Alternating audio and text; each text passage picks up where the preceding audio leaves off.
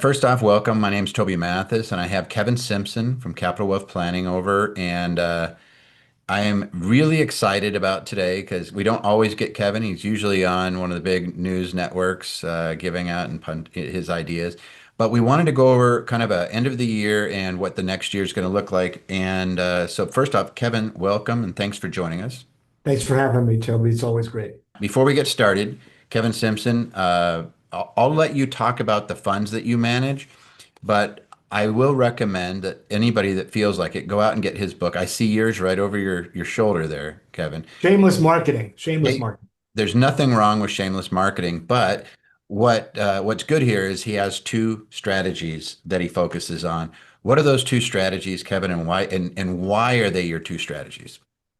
Well, I think it really boils down to just keeping things simple.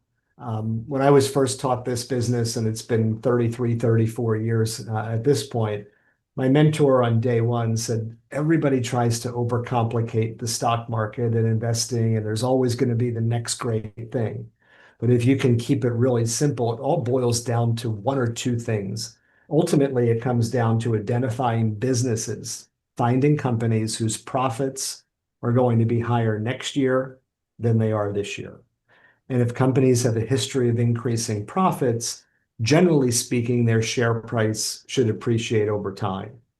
And in every stock that we invest in our flagship offering, as that business owner, as that shareholder in the company, not only do we want to see the share price appreciate over time, which is super important, when we're looking at those earnings, when we're trying to identify companies whose earnings are going to increase next year, we want to be compensated. We want dividends. We want to be dividend recipients. So our expectation is that if a company can increase its dividend specifically because it's increasing its earnings, then we've got something really special there because that earnings growth supporting the dividend growth should, maybe not always on a Gregorian calendar, but over time should lead to share price appreciation.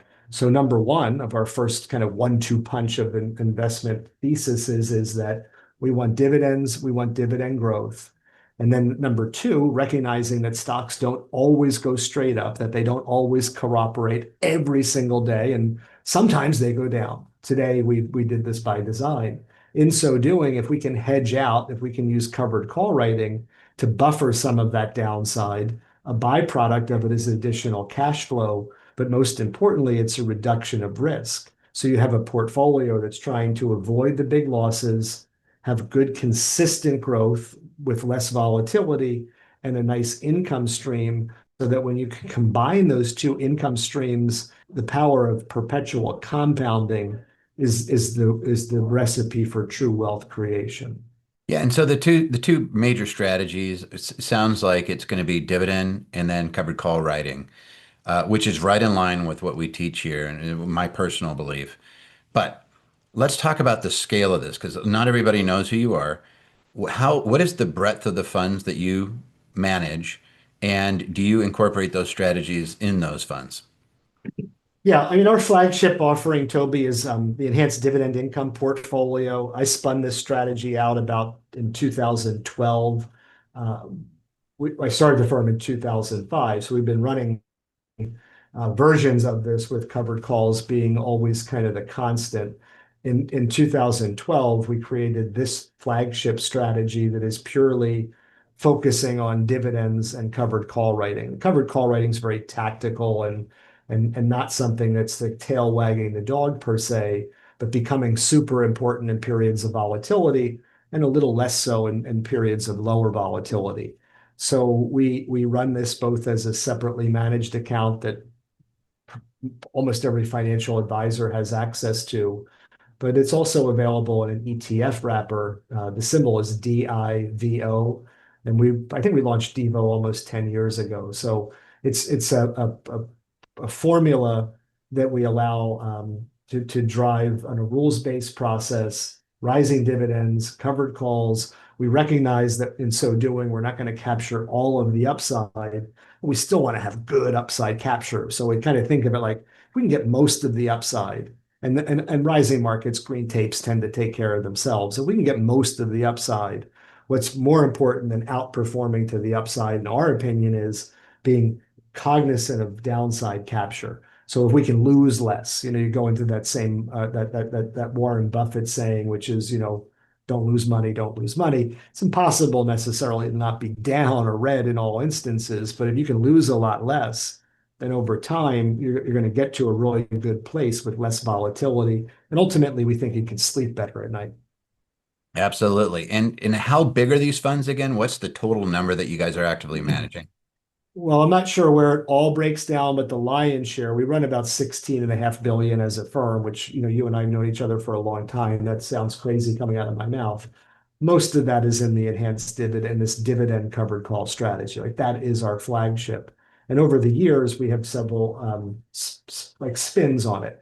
Maybe 5, 6 years ago, we started IDVO, which is a sister fund to what we do domestically, but it focuses exclusively on ADRs and dividends within international space, covered calls on those ADRs. But I think about it like if you were a financial advisor and you have to have an allocation overseas, which of course everyone wants this year, because why wouldn't you? It's up over 30%. But when you're in that space, it's a sister fund to what we do domestically. So if you have to go into international investments, why not have that covered call buffer just to take a little bit of that volatility off the table? And then maybe a year ago, we started QDVO, which is a growth version of this. And it is a roller coaster. We've been running it as an SMA for 6 years. It's a really fast growing fund for us because everybody loves the Mag 7. Everyone loves the Russell 1000 growth. Everyone loves NVIDIA and the QQQs until today. I'm pointing to a ticker tape over my shoulder you can't see. But when the stuff falls off, when those growth companies roll over, they roll over in a big way. And it can be jaw dropping at times. Just think of April of this year. So covered calls, not dividends in this particular instance, because there's not much dividends in that growth space, but covered calls almost exclusively can take away a great deal of that volatility. And that the covered call premiums that we generate in the growth strategy are like about 8 to 10% per year. So it's a little bit more fun writing calls on literally NVIDIA than maybe it is on Procter and Gamble. But it completes the suite of offerings. Like we're not trying to be all things to all people, but we have our flagship offering. We have a spin-off, like a direct sister in international. And then we have the growth portfolio, which is more of a barbell, different risk profile. But why not hedge when you can, especially if stocks don't go up every single day, which we don't believe that they do. Yeah, absolutely. And so it sounds like you're creating an income stream as well as getting the growth. And when you compound the two together, I know your third quarter reports, I saw them just because I received it was a little over 17% year to date, which means you guys are doing fantastic. But it's not just kind of like, hey, my stock went up. There's two types of income, right? There's the dividend income, there's the income from the covered calls, and there's still the growth. Is that an accurate portrayal? Yeah, 100%. And the way I think about it and break it down, and I'll build you a little bit of a clock here. If you go back to 1926, so almost 100 years of S&P 500 performance, the S&P has enjoyed an average return of 10.2% per year. Sometimes it's up 30 and we're, dancing in the streets. Sometimes it's down 30 and, we're not dancing in the streets. We're pretty bummed out. But on average, 10.2% is a really good reason to be in the equity space. But when we think of the subset of that statistic, 39% of that return, so almost 40% of your return for basically 100 years, comes from dividends and distributions reinvested. So that's like the secret to all of our thesis, yours and mine. And it's not rocket science, but when we're talking about building the flagship strategy on a dividend growth portfolio, we're generating about 2 to 3% in dividends. We're not looking for the highest yield, but we want good, meat on the bone. 9% has been the historical dividend growth. Like literally, we've been getting a raise of 9% per year. Historical performance, whatever compliance things are necessary. I realize it's not indicative of future, but it's what we've done. So on average, you get a dividend about 2 to 3%, and you get about a 9% bump each year. The covered calls, sometimes we're active in volatile periods. Sometimes we kind of dial back in periods of lower vol, but usually you're going to get 2 to 3, maybe 4% a year in option premium pretty consistently. So you put those two numbers together, you're going to get 4, 5, 6% in cash flow. It's averaged about 5% per year. And going back to my statistic of 10.2% S&P performance, if we can get 4, 5, 6%, with great consistency, we've done half the heavy lifting already. Stock market doesn't have to do all that much to get us to those double-digit returns. And when you have down markets, and we had a huge one in April, but we forget about it because it bounced back so quick. But 2022 wasn't that long ago. When you can avoid the huge loss, of course, we're going to be down when markets are down, but you don't have to take forever to get back to where you were. And that's the beauty of these cash flow components, and to your point, the power of compounding. Yeah, this is a good segue into what's going on in the market today because we see Michael Burry saying, "Hey, yeah, I'm not going to quote his exact thing, but he basically wrote and he's shutting down his fund, saying, "Hey, the valuations don't meet what he believes they should be." And I'm going to read the tea leaves. He thinks there's going to be a big correction, and he doesn't want to be sticking around for it. But you have these big growth companies, and you have the magnificent, what, seven or eight when you take a look at it. They're really driving the growth, but they're not profitable handing out cash. And so as a result, I always get worried that there's going to be this avalanche of people saying, I'm going to start harvesting some losses and I'm going to really exacerbate this thing. And it's towards the end of the year, we've had a drive up, so let's grab these things so we don't have to pay so much tax, blah, blah, blah. And that you're going to see it fall off a cliff. And so I'm interested in your prediction in light of everything that's going on. Two things. Towards the end of the year, what are your expectations? And going into next year, what do you think next year is going to happen? And take them in either order. Yeah, I mean, I don't know how much I can comment on Michael Berry. The performance of the hedge fund wasn't that great, and he's getting a tremendous amount of media attention right now. So sometimes a bubble can be a self-fulfilling prophecy if you want it bad enough. Now, is there a bubble in the tech space? Probably not, because these companies have incredible profits, massive free cash flow. They're behemoths in terms of their revenue growth. Will it end? Yeah, of course. And will it be a 10, 15% pullback? Probably more than that. But we just don't know when. Why would it be this year? I can't imagine why it would be this year, but he's got some big announcement coming out next week or the following week, so we'll hear what he has to say.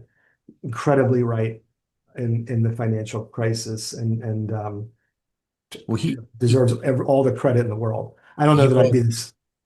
sorry to interrupt you, but he wrote like sell everything right before the market just ran up recently. And I always say like he's predicted 10 of the last two Well, that's recessions. the thing. You cry wolf so many times. I'm not saying he's wrong this time, but he hasn't been right since '07 to the extent that he has. And there's the bull, the Uber bull is right. Like when they're right, they're right. It's just they're Mm. wrong a lot until they are. So I'm interested in what we're going to learn from him. But if I think about it, taking that out of the equation, this may not have been part of your question, but I talk to a lot of trade desks. Like we're always talking to Wall Street traders. And what's been interesting about the selling that they've seen that has been coming in mass on Wall Street is that they're selling losers to offset a lot of the gains that people took in April. So in April, you had massive gains in the Mag 7, 8, 9, 10 because you'd owned them for a few years and you think, well, if this tariff story is going to take this market out, I'm going to raise cash where I have it. So they took some gains, even if the stocks may have gone higher since then. They took gains in April. So now they're taking losses on anything. So we were looking at the 52-week low list just for fun. Like this is not where you buy stocks. Stocks are at 52-week lows for a reason, but there probably are some things in there that you can look at. We own Procter and Gamble. We have about a 1% weighting. We've been sellers, and that showed up on the list. And I was like, oh, I guess good thing we've been selling it. 52-week lows, again, stocks usually making those lows are making them for a reason. But the other unique thing was that most of these massive sell orders are market orders. So we know it's not someone accumulating a position for or exiting a position for tactical purposes. They're just get me out for tax purposes. So we'll see where things trade in 31 days. The expectation between now and year end is that there should be a lot of volatility for the reasons that you mentioned from a tax selling standpoint.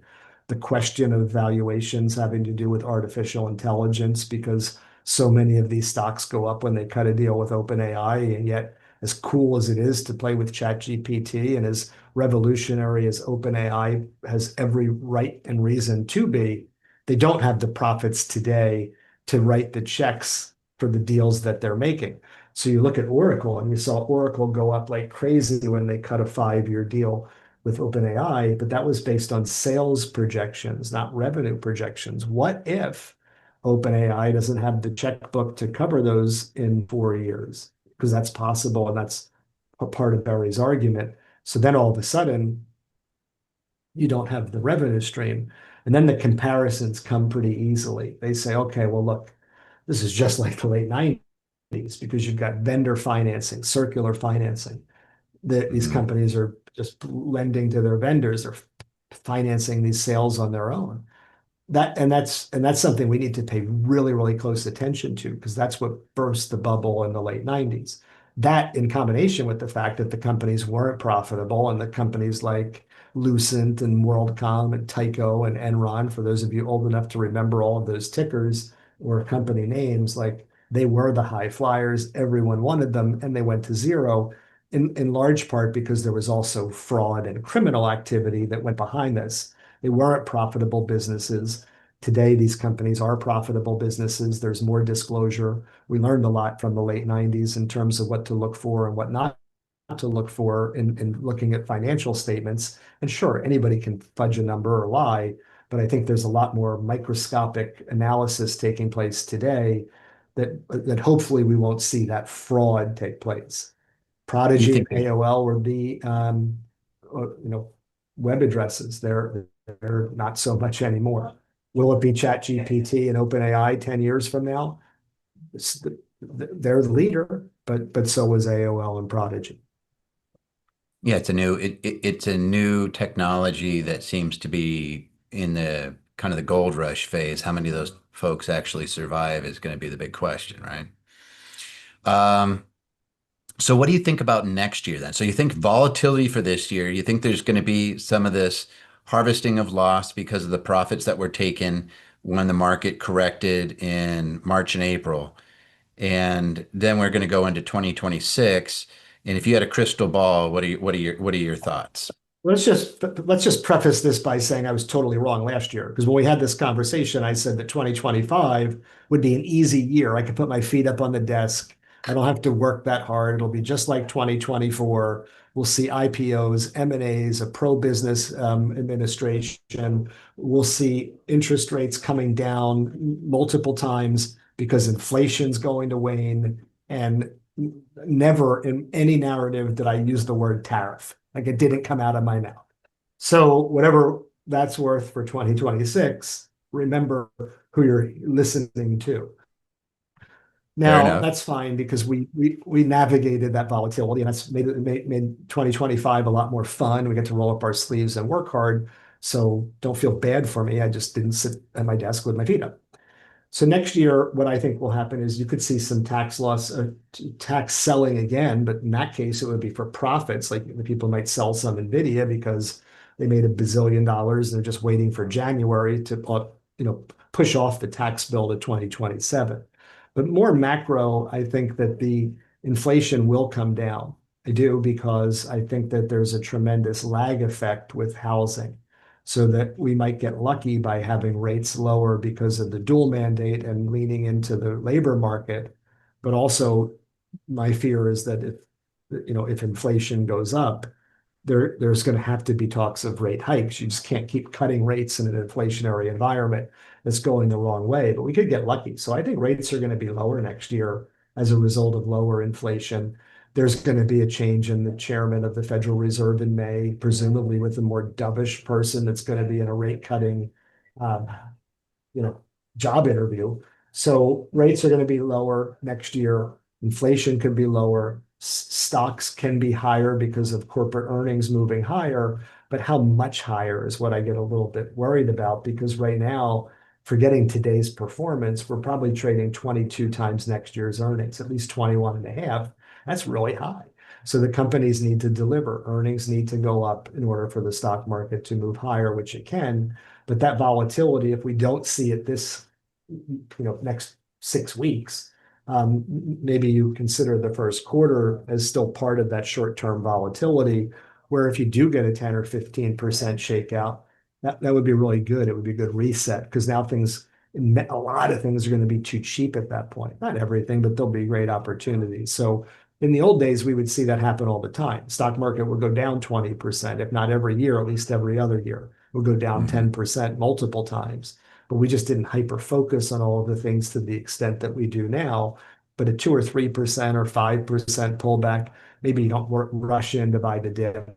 But if you get 10 or 15%, you certainly do. And if it goes down another 10 or 15, well, then I think it's a great opportunity to back up the truck because there's going to be wonderful buying opportunities within the marketplace.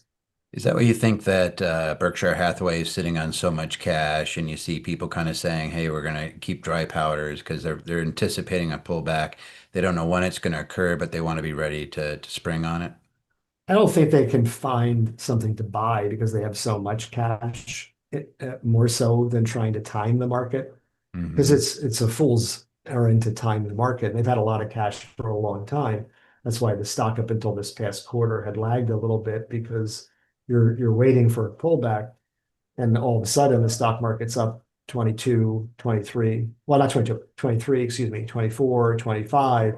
This coming off of the pullback in 2022. So do you wait another year? I'm not exactly sure. I've never been good at market timing, and I don't pretend to be, but we're always planning for the worst because that's how you have to manage money. So we had 11 and a half, 12% cash at the end of the first quarter, not because of any timing or expectations. Like I said, the word tariff didn't come out of my mouth, but we generated a lot of dividend income. We had a lot of option premium in the first quarter because there was more volatility in Q1, actually going back to the election. So you can add Q3 of last year. So we were sitting on 11 and a half, 12% cash when the bottom dropped out in April. And we just put half of that to work. And we bought, great high quality companies at really good prices. And that's helped our total return this year. So if it doesn't happen and we don't have a pullback, I'm happier. But if we do, we'll be in the position to respond to it. There's more cash at Berkshire Hathaway than anywhere else. And maybe that is what they're thinking, but that's a big gamble if they're wrong. Yeah. Now, so for you, it sounds like you're already set and you're waiting. The volatility, if I read you right, is a good thing when it comes to the option premiums for your funds. And so you're looking at it going, this is okay, but you're sitting on some cash in case there's pullback because you expect some pullback.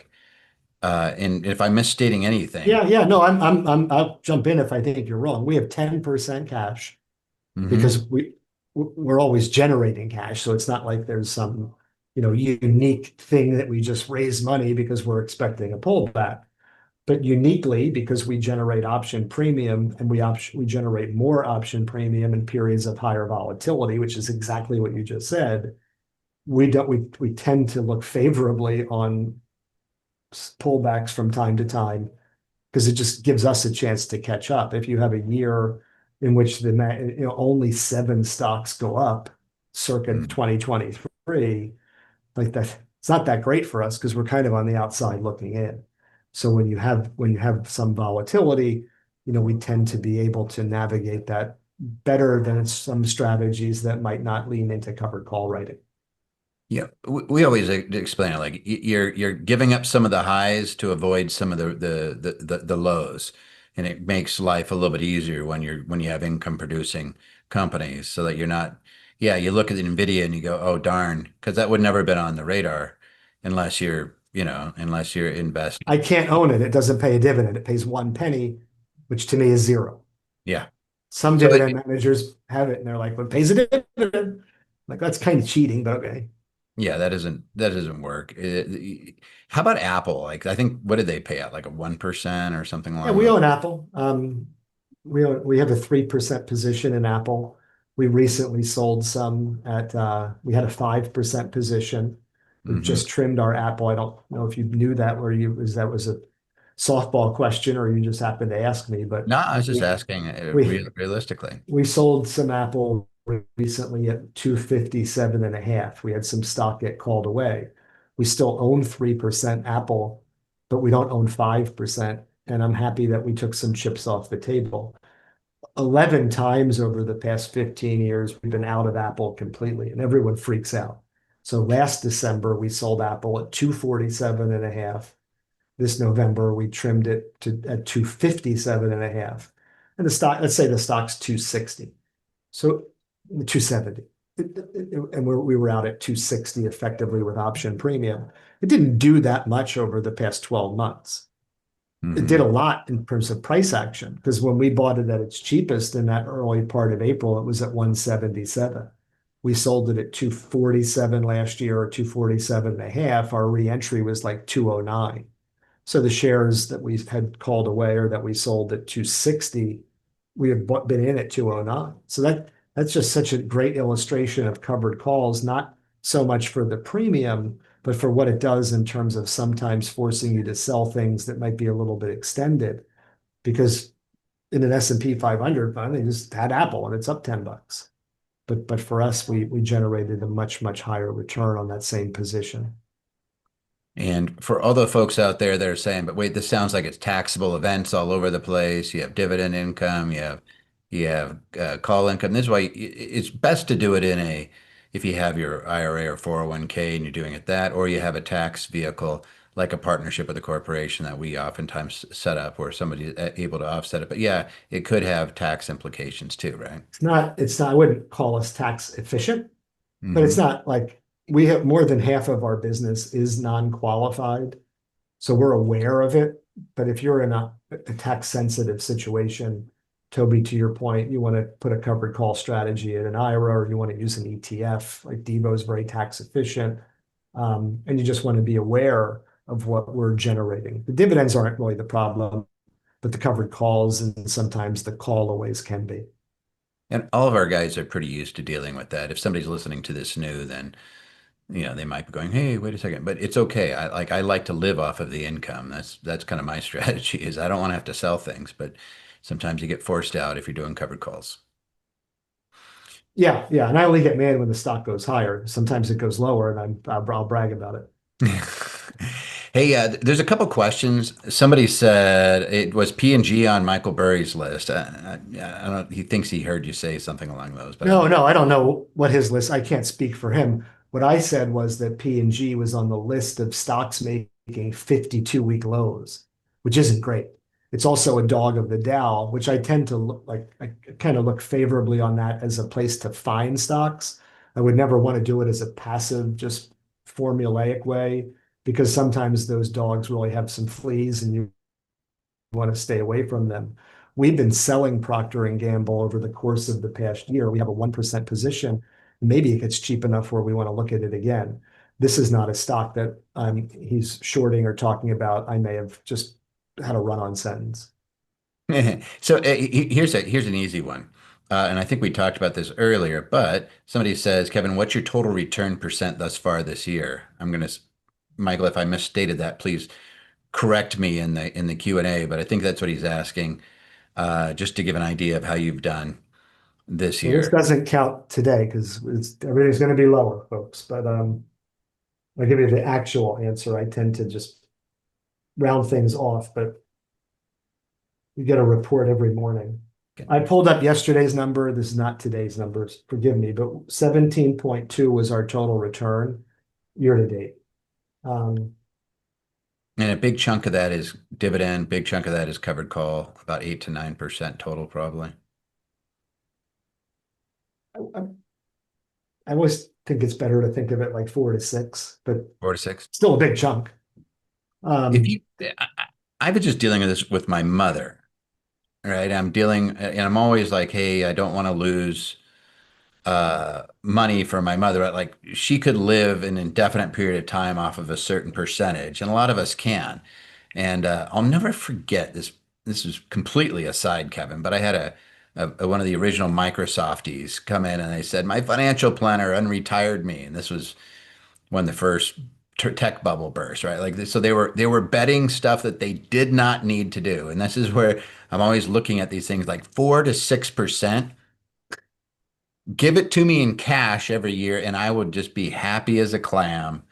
We're so used to this high interest rate environment where everybody's like put it in a high yield savings and get 4 or 5%, and that's going to go away when interest rates drop. But that sounds absolutely fantastic. So like a big pat on the back from everybody here because that's a fantastic return with billions of dollars that you're managing consistently over a period of years. Yeah, I think we've averaged about 12.5% for the past 15 years, something in that range. Yeah. And here's the thing is the S&P goes up, and if you can't see me, but I'm waving my finger, it's not a straight line and it can be pretty whiplash. And I had a very good friend who got really spooked during March and went to cash.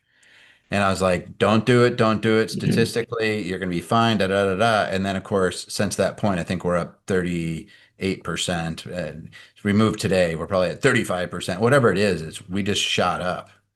Yeah, you can't time it. Like that's why, you know, having the cash on the sideline waiting for the pullback or being the short seller, it takes a lot of nerve. All right. So somebody said, Kevin, you sold Apple because of position sizing or any technical indicators that led you there, or did you just get called away? Love what the inside thinking was. Yeah, we just got called away. And that happened last year where we just got called away at 247 and a half. So we were out at 250 December. Of course, the next week the stock was at 260. Because why wouldn't it be? And then we loved the position, so we started buying it from 234 down to 177. We were in at 209. It's gone up a lot. So we had it called away just this past week at 257 and a half. Call it 260 with some option premium. We have a 3% position down from 5, and we are not adding to it at the moment to get it back to 5%. We own Meta a little bit. We own IBM, which we really like. We added to IBM, so maybe some of that cash from Apple went directly into IBM. We own Microsoft, so there is exposure within the tech stack that we feel very comfortable. But I think that specifically, we took money from Apple, not intentionally, but as I'm reflecting on our trades, we shifted some of that into IBM. IBM had some pretty good announcements this past week about quantum computing. We believe very like fervently that IBM's quantum computing is something that nobody's talking about or pricing in. Red Hat, even if that acquisition was made as like a square peg in a round hole, is helping them dramatically with real money in terms of AI.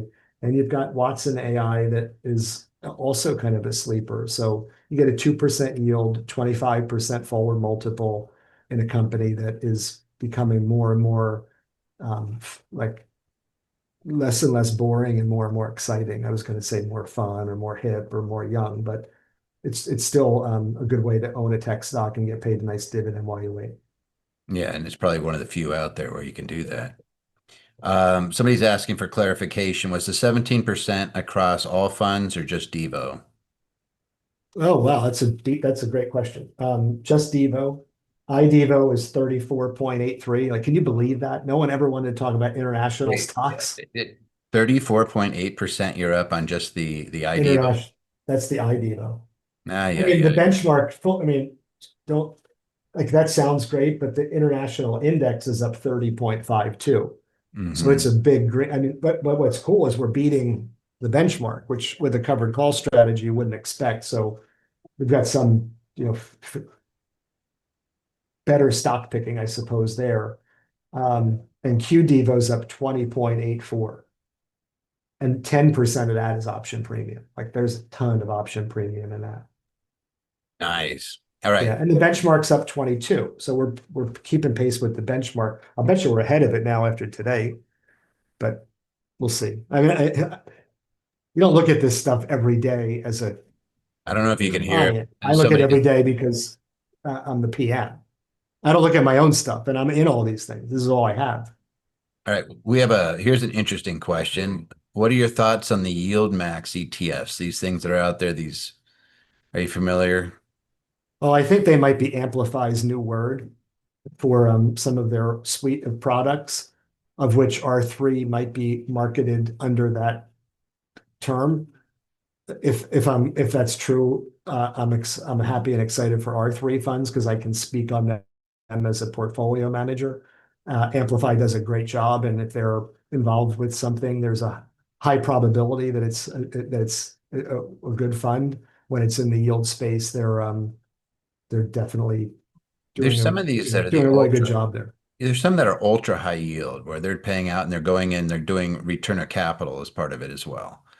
Yeah, I would be like the last person that would even know what any of that means or what they're doing. I'm as old school and simple as possible to, I think, to our credit. Simplicity sometimes is the greatest complexity. So we buy really high quality companies that you've heard of, and we simply sell covered calls on those names. No ETNs, no index, nothing weird, no 2-for-1, no 3-for-1, no leverage, just nothing that is Boring, nothing that takes more than a effective. minute or two to explain. Because if I can't explain it, you can't understand it, you might not want to put your money in it. Yes, I'm boring and in some of these funds, Totally. boring is up 20, 30%. So go figure. I'll take that boring every day versus the roller coaster ride that some of these stocks go on. Somebody says, and I don't know if this is too specific, but I've held Vanguard, VTSAX, and other Vanguard ETFs for years. Does it make sense to convert these to SPY or to do covered calls against or to hold and keep because they have a really low initial entry? Yeah, I mean, I think so. I think Vanguard does an awesome job of getting people invested because of the low entry and the low fee. I can't, I don't know what they are, so I would be the wrong person to comment on how the other things that you mentioned would stack up. I apologize. And I think furthermore, you want to have someone get some eyeballs on what the tax consequences could Yep. be, because sometimes making investment changes cause tax implications that are counterproductive at Jump Street. So I can't. I'm sorry, I can't answer that question. No, that's fair. I knew it might be a little bit into the weeds, but from a tax standpoint, it depends on what the account is too. So, a lot of these folks, they're worried about tax, but they're holding it in an IRA or 401k where there may not be any actual tax implication to it. And Well, it's an easier answer. If it's in a retirement account, you can check that box, but you don't want to find out after the fact. So it's an ounce of prevention, right? here's a good one. Is there a done, this is a softball, by the way. Uh, is there a done for you method to getting these results? And they put 17% or better than a 6%. They're citing the numbers of what a typical beginning investor actually gets in the market. We have self-directed solo 401ks and are dabbling in the market. What would you say to But what's the question? is there a done for you method to getting these types of results? In other words, hey, could I just invest in DIVO and get these results? Yes, because there was I mean, you could, because those results are reflective of the ETF. I think it's better to learn what we're doing and everything like that, but there are plenty of people that are not going to be able to spend the time committed to writing covered calls. Every covered call that we write, Toby, is 30 days or less. So So like short, it's short, just a short. constant time commitment. And even, so many financial advisors that we're blessed to partner with that work with us, it's not as if they couldn't do it either if given enough time, but we don't do anything else.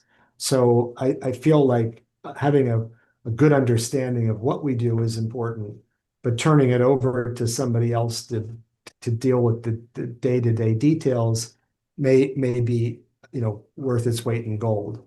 So that's the dumb way, the dumbed down way to access us is you can just buy and invest in DIVO. Hmm.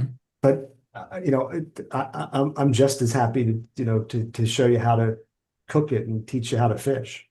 Yep. And that's, again, that's what a lot of times we spend our time doing here. And if it's the Infinity Group, it's already in there. You can learn these strategies so you understand what Kevin's doing. Like, of course, Kevin does it in a very particular way. Somebody was just saying, what is your time frame on the covered calls, which you just answered, is less than 30 days. Yeah, all 30 days or less. You're not going to read Larry's question, but he said, Toby, you look great. Have you been losing weight? I was thinking the same thing the whole time, too. You don't have to answer the question, but take our collective compliments that you look fantastic. Thank you. Larry got that one on. So iDevo, what is the actual ticker? Somebody's asking, like, how do I invest in these things? How do I buy iDevo? That's actually what Yeah, they. it's IDVO. IDVO is the ticker. It's our international version of Devo. It's four letters. So if you're punching in IDVO, you should be able to see it. And it's really best of breed blue chip ADRs. It kind of takes into the tradition of what we do with Devo overseas and provides a nice complement. There's more volatility to the dividends in international stocks, but a lot of times they pay a little bit higher dividend. And because there's sometimes more volatility, we can sometimes generate a little bit more option premium there.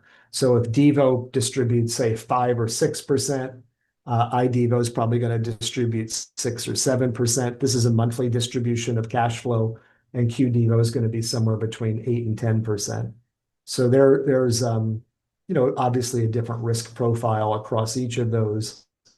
But international stocks have gotten very popular this year because of their performance. Goldman Sachs had a piece in Bloomberg today really promoting that trade to continue into 2026, making a strong case for that. So if it does, that would be a very nice ETF to offer a modest downside protection through the covered call writing. I'm not aware of any other strategies that do covered calls on international funds. If they exist, I apologize. I'm not either, but here's a kind of an off the wall one, and if you could just say, hey, it's not my deal, but somebody's talking about real estate with the 50-year mortgage offer. Do you get involved in REITs, or do you have any comments on any of that stuff? I have comments on everything because, why wouldn't I? But I don't get involved with it at all. I will say that I'm not sure the math works out at current interest rates. The savings versus what you would pay in interest probably makes it better to be in a 30-year as a math person.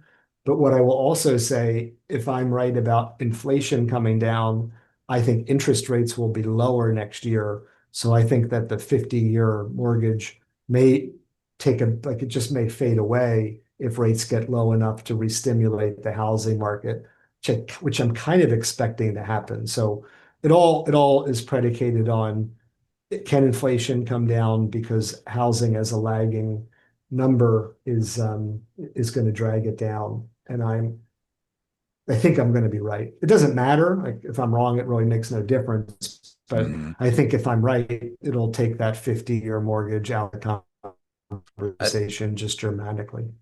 It'll be interesting to see what happens because I don't know. I saw an analysis done on a 50-year note where if you just took the money that you were saving on a monthly basis versus a 30-year note and invested it in the stock market, of course, with historic returns, you outperform and you look like a rock star after 50 years. You have an extra 2 million for every 500,000. It's some ridiculous number like that just because of compounding. But I Oh, think, really? yeah, I think with that you just look at the interest rate. Hey, if it's a 6% and for 50 years, but if you took that money that you're saving by stretching it out and amortizing it over 50 years, but you invested the entire time that extra 300 bucks you save a month and put it in the market at 11% or whatever it is.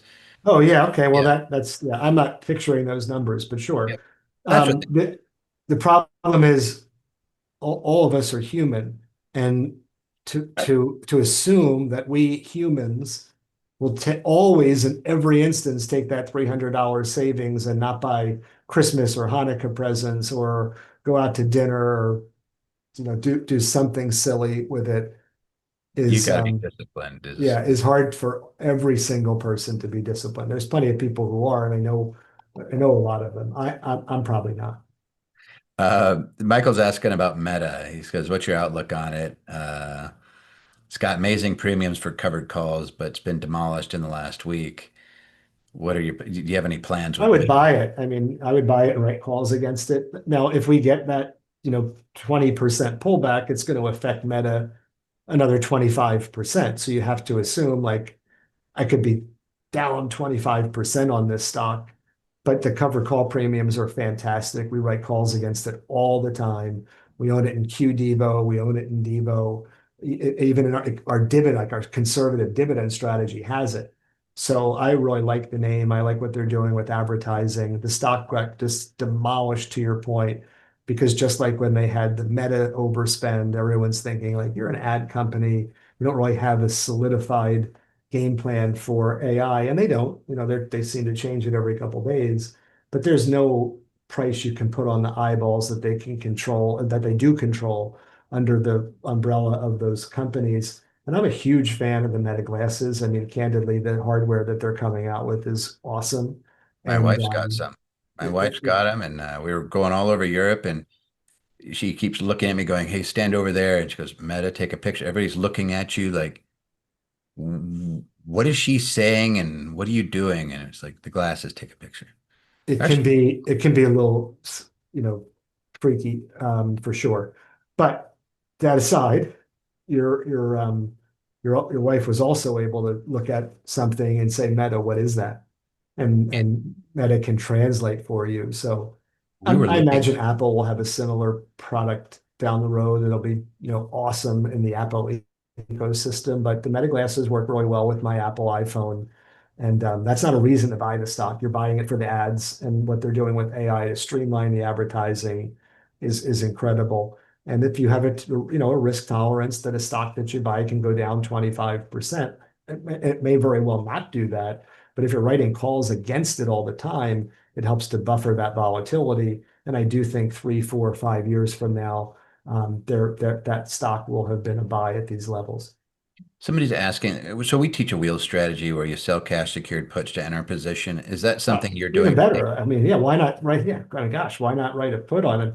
Meta get put it and then write calls against it. That's not what we do in our portfolio, because sometimes you need a margin account for that. I understand you said cash secured. I understand that, but some brokerage firms will still require a margin account to be opened, Hmm. even if you're using cash secured puts. So I don't do it professionally, but I love it, and I think it's a fantastic, fantastic combined strategy. So if you editing and altering my meta comment, generate some money and sell a put on it. That's what we like to do. But again, do you do that in your fund as well? Or I you can't can't have to because buy we it. don't do any leverage. We don't use any margin, and it would be impossible for the accounting to figure out the cash secured put part. So we don't do it in our portfolios. Although So I let me ask you this, love Kevin. I it, didn't mean to love it. interrupt you. Oh, sorry, I didn't mean to interrupt you, but you have the ETF, but then you also manage separate accounts too. Like for example, with me, I Nick over at Raymond James, and you manage a big chunk. And by the way, anybody here can do that. Reach out to Rob, and we'll put you in touch with Nick. Nick Bruno is a great kid. But if you want to invest with Kevin, you need to have a financial planner, or you could just go onto Robinhood or Fidelity or Schwab or whatever and buy DIVO or IDVO, and you can actually invest, right? They asked, how do we hire him? And then somebody else Yeah, we gives, love Robinhood. Just yeah, go to your Robinhood account and Devo. For larger accounts, go to Nick, and he takes great care of accessing our strategy. But the key is that we're not financial advisors. So when you're custodying your money, one of the most important things is to know where your money is, and having a great financial advisor and a quality custodial firm are, in my opinion, even more important a lot of times than what you're investing in. absolutely, 100%. Somebody is asking again. I know we're getting close to time, and I want to be careful not to. I know you're in demand. Somebody asked whether you're going to be on the halftime report again. Next Friday, not tomorrow. I was on the Worldwide Exchange yesterday. I had to get up at 3:30, so I'm Oof. feeling the effects today. But I'll be on next Friday on halftime from 12 to 1 Eastern if you're near a TV. Somebody says, are any of your covered calls rights or always on existing positions? In other words, well, if you're doing a covered call, are you doing synthetic covered calls? I think is the Yeah, that's a great question. We only do straight up old-fashioned covered calls on existing positions. Wow. And somebody says this is another question about whether they could use you. Are there management fees to look after a portion of the portfolio? Yes, go through Nick, reach out, we'll set you in touch, but then you have managed portfolios that they could have directly with you in your firm, correct? Well, nothing comes direct through me. So through Nick, Yeah. I'm the manager of the portfolio. I can execute all the trades, but nothing's like capital wealth planning. I mean, we're just 30 people here in Naples, Florida. You want to make sure your money's with a well-established custodian. I mean, even if like you buy DIVO on Robinhood, we own Robinhood in the growth portfolio, but it's been a phenomenal growth. It's just a phenomenal story. Um, so you can Schwab, Fidelity, anywhere you can access the strategy, but you're never giving your money to a portfolio manager. You're always Mhm. making sure that you know where that money is. Huge lesson. Yep. The All folks right. that invested with Bernie Madoff didn't have a custodian. It We was actually, fake. he was the great example because he's the only one I've ever known of that didn't have a third party trust hold the funds. And it That's just, that hopefully he'll be the last because yeah. now you won't be able to pull the wool over everyone's eyes again. Um, but that's the extreme horrific story. All right. Somebody's asking a mean question. Why not Jeppy?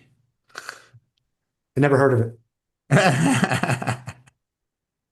It's another covered call strategy that a lot of people invest in. I mean, they have a lot more AUM than we do. The big difference is that they're always trying to write covered calls, so there's a higher cash flow component through option writing. And Mhm, our strategy is a little bit more tactical on the call writing. So I'll tend to have a lower cash flow component, but I'm looking always for total return. So sometimes a total return objective might be more attractive than just the cash flow component. mhm. I, I like cash flow. I'm so biased.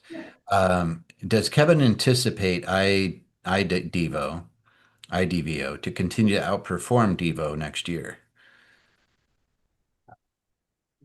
I never expect the international stocks to outperform the US domestic market. So this was the first time I've been in a place where international has outperformed. Could it happen next year? Yeah, for sure, because there's still an undervalued nature to the foreign markets comparatively to the US market at 21.5 times earnings. So it could happen again next year, but it's a statistical anomaly. Like most of the time, you would expect the US markets to outperform the international market. So it's not Devo versus IDevo in my brain. It's US versus international. And I'm always going to bet on the US market over the international markets from a consistency and long-term standpoint. Um, Next year, the international markets could do it again, very possibly, but I wouldn't expect that to be a consistent thing. But if you look at the iDevo performance, I mean, it has really good numbers. If you have if you feel that you need or want an allocation to international. Hmm. And I think it was Warren Buffett that said, don't bet against the US. Nobody's ever made a fortune betting against it. You bet on the US and you tend to do very, very well. And we share that opinion. All right, so this is the last. I'm going to grab one last question. Sorry, guys, if I didn't get to your question, but I'm going to be very sensitive of Kevin's time. Thanks for joining us, Oh and yeah, anytime. You know that. I love it. and I'll make sure that we have lots of contact information so that they can go. Well, I don't want them bugging you, but we'll have them go to Nick, and so that you can work with them. But somebody's the last one. Has Kevin ever considered pre-revenue high growth stocks in future industries, i.e., nuclear energy, quantum computing? Uh, I'll just leave that as the question. No, because I tend to be old and boring. There's other phenomenal managers that are younger and way more gifted in terms of identifying those opportunities. We own utility stocks that are in nuclear, but they're well-established old school utilities. I mentioned IBM earlier, old school Big Blue. I think that's the best quantum computing technology, that and Alphabet, Google. but you're speculating in things that are going to make massive returns when they're pre-revenue, and I'm post-revenue. It's just where we it's the world in which we feel most comfortable. But that doesn't mean it's the only way to do it. So when you build diversified portfolios, you can have allocations to things that are smaller, more innovative, like ARCI, ARC, Kathy Woods-ish, and they're going to perform amazingly well when they hit. And you're never going to have those kinds of returns with me where you're going to get 4x or 10x or 50x that you can when you're looking at smaller, really new technology and new companies. But at the same time, the probability goes down a whole lot. So for me, it's like I'd rather have a whole lot of singles, a whole lot of walks, maybe a double once in a while. I'm never swinging for the fences trying to hit that home run. Yeah, you and me both. It's hard to build a stable income off of gambling. I know people that do it, but they have ulcers, and I don't want those. Kevin, thanks for joining us. I just really appreciate it. Thanks for everybody that joined us and asked questions. I appreciate your questions, and to everybody out there, good luck, God bless, and I hope that you guys are very successful. Thanks again, Kevin. Thanks, Toby.